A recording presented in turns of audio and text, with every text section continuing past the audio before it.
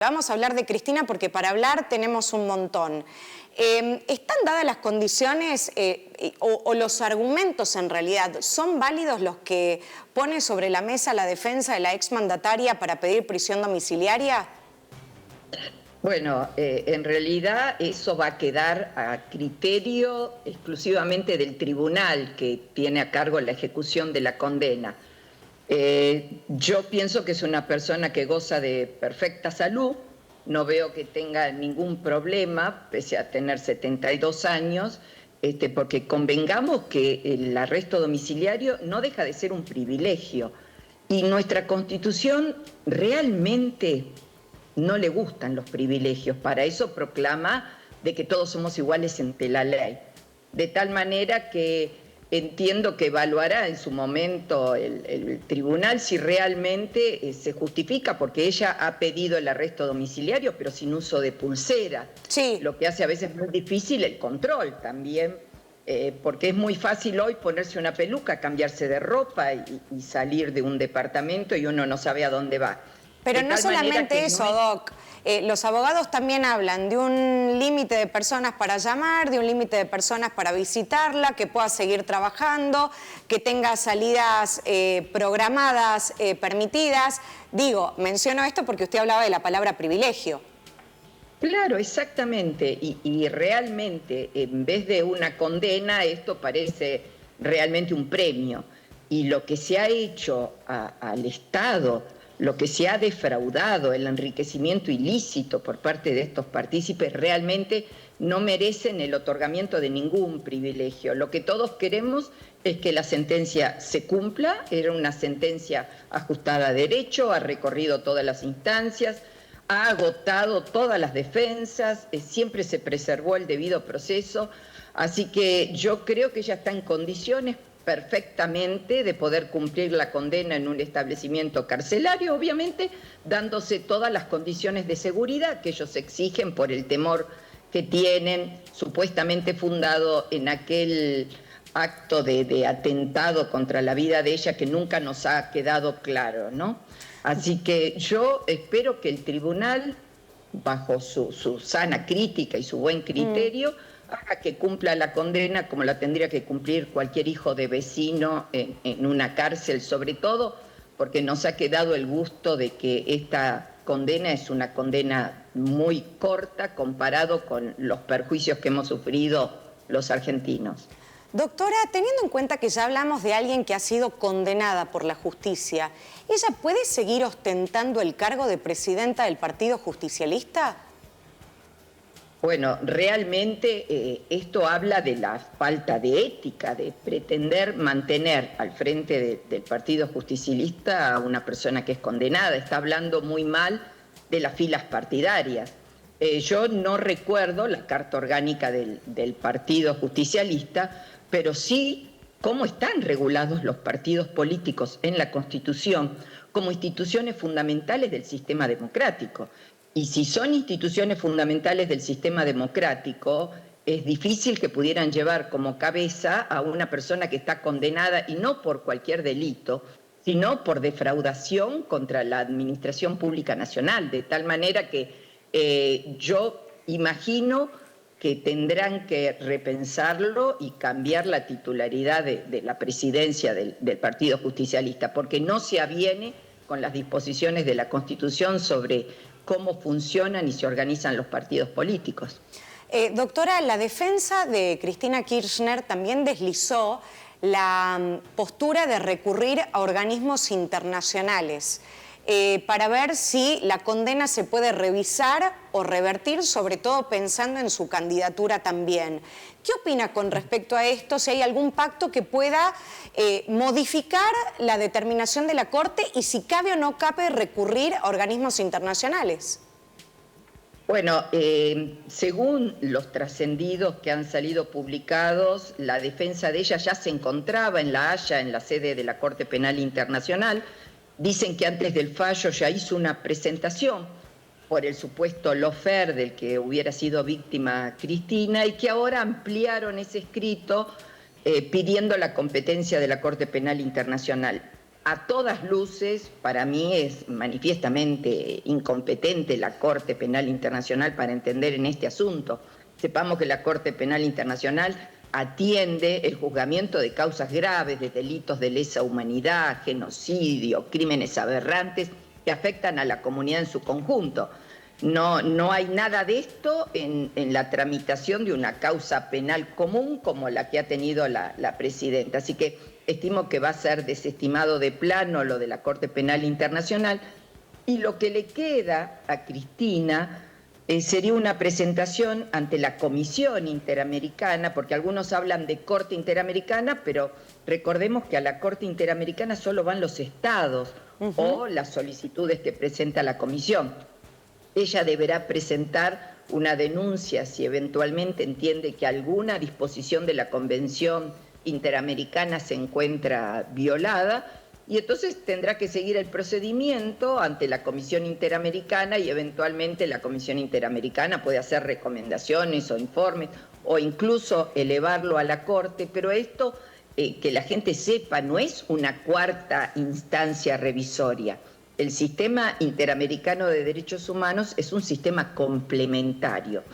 Si ustedes me preguntan qué es lo que pretende la defensa, bueno, por lo que se deslizó en los dichos de la defensa, cuando se reformó el Código Procesal Penal Federal, se incorporó un artículo que es el artículo 366, que es un artículo que permite, en supuestos muy excepcionales, la revisión de una sentencia condenatoria firme. Y en los supuestos en el que ellos están buscando justamente el argumento es que se dicte en el caso una sentencia concreta por parte de la Corte Interamericana de Derechos Humanos o una decisión de un órgano que aplique un tratado en el que Argentina sea parte. De tal manera que estamos muy lejos de esa situación. La Corte Interamericana, aun cuando llegue, no es una cuarta instancia. Lo que puede analizar es si hubo afectación del debido proceso o si no se siguieron los pasos recursivos, si no se respetaron las garantías individuales, todo lo cual estamos muy lejos de verlo, porque incluso la Corte, cuando revisó el pronunciamiento de la Cámara de Casación Penal, dijo: en todas las instancias se ha asegurado el derecho de defensa, el debido proceso, y se trata de una sentencia que es una derivación razonable del derecho vigente. Es más, la Corte, y no hacía falta que lo hiciera, analizó prueba que era contundente para demostrar el conocimiento, la vinculación y el aprovechamiento de esos recursos del Estado por parte de la hoy expresidenta. Ahora, Doc, preguntarle algo técnico que mucho se habló ayer también. A ver, esto no se espera de la gestión de Javier Milei porque claramente no es afín, pero se especulaba con que más adelante podrían llegar a pedir un indulto para los delitos que se le asignan a Cristina Fernández de Kirchner, por la que termina condenada. ¿Vale el indulto o no se aplica para estos delitos? De acuerdo con el artículo 36 de la Constitución, no expresa que para este tipo de delitos no sea indultable, pero el artículo 36 de Defensa del Orden Constitucional sí conlleva la inhabilitación para ocupar cargos públicos, y eso estaría muy lejos de que lo pudiera dejar sin efecto un presidente por un indulto. Sería manifiestamente irrazonable. Bien, Doc, con esto cerramos el capítulo Cristina Fernández de Kirchner, pero quiero traerlo un poquitito más a la provincia y hablar de Alberdi, porque hoy justo la legislatura se hizo eco del DNU. Para usted, el proceso de intervención de Alberdi, desde que comenzó hasta ahora, ¿cómo se llevó en su proceso? Bueno, tanto el órgano como la parte instrumental para mí eran manifiestamente inconstitucionales. Yo lo dije. Nuestra Constitución del 2006 establece un régimen autonómico de los municipios, es decir, autonomía administrativa, económica, financiera. Y por eso la Constitución del 2006 dice que los municipios solo pueden ser intervenidos por ley. Es decir, es muy clara la Constitución. Y lo que hace el gobernador es acudir a una norma que tiene la Ley Orgánica de Municipalidades, que, para que la gente entienda, la Ley Orgánica de Municipalidades es jerárquicamente inferior a la Constitución. O sea, aun cuando la Ley Orgánica hubiera dicho lo contrario, prima la Constitución. Pero en el caso de la Ley Orgánica de Municipalidades, dice que cuando estuviera en receso la legislatura, el gobernador podría hacerlo por DNU y convocar de inmediato a sesiones a la legislatura para que lo convalide o lo rechace. De tal manera que en lo instrumental esto está mal hecho. La legislatura hoy debería haberse plantado y haber reconocido sus competencias propias y si lo consideraba necesario dictar ella la ley declarativa de la reforma. Hoy tenemos un interventor que no deja de ser un delegado del gobernador y que está manejando todos los fondos municipales.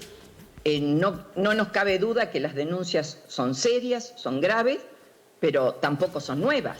Hay denuncias que son del 2004, este audio es del 2022, hay gente que dice que ha hecho denuncias hace mucho tiempo. Entonces, evidentemente acá no estuvieron funcionando los controles ni estuvieron funcionando los poderes. Hoy se apuraron todos para empezar a hacer allanamientos, etcétera, etcétera, pero hasta ahora han pasado más de una década y no se hizo nada. Y lo peor es que hoy el costo es institucional, porque tenemos un municipio que está intervenido en 2 de sus poderes y hasta ahora yo no tengo idea de por qué se intervino al Consejo Deliberante contra el que no había denuncias, que incluso ha frustrado la carrera política de los concejales, sobre todo de los opositores, porque piensen que con esta intervención, si había concejales que ya estaban cumpliendo un segundo mandato, no pueden ser reelectos. Pueden presentar. Claro. Exactamente. De tal manera que incluso hay una afectación de los derechos políticos. La propia ley orgánica tiene mecanismos para no acudir a una intervención. Si el juez donde se radicó la denuncia hubiera hecho una información sumaria de que había semiplena prueba, por ese hecho solo se suspende preventivamente al intendente y cuando hay sentencia firme se lo remueve, pero sigue funcionando institucionalmente el municipio. Hoy tenemos municipios que firman convenios consensuados por el cual le dan todo el dinero de la coparticipación a la provincia a cambio de que se hagan cargo de una planilla salarial o le hagan alguna obra pública. Sumado a eso ahora, que se viola de que las municipalidades son independientes en el manejo de sus fondos, tenemos un municipio intervenido en 2 poderes. Y realmente, si la situación es porque hay nepotismo, hay droga y esto, bueno, desgraciadamente van a tener que empezar a mirar al resto de municipios, de los cuales también hay denuncias en ese sentido. Es muy interesante, Doc, y usted abre la puerta a otros interrogantes que vamos a seguir analizando con el pasar de los días, porque esto es una historia que recién empieza. Le agradecemos muchísimo este tiempo con nosotros, ha sido muy amable. Al contrario, la agradecida soy yo con ustedes. Muchas gracias.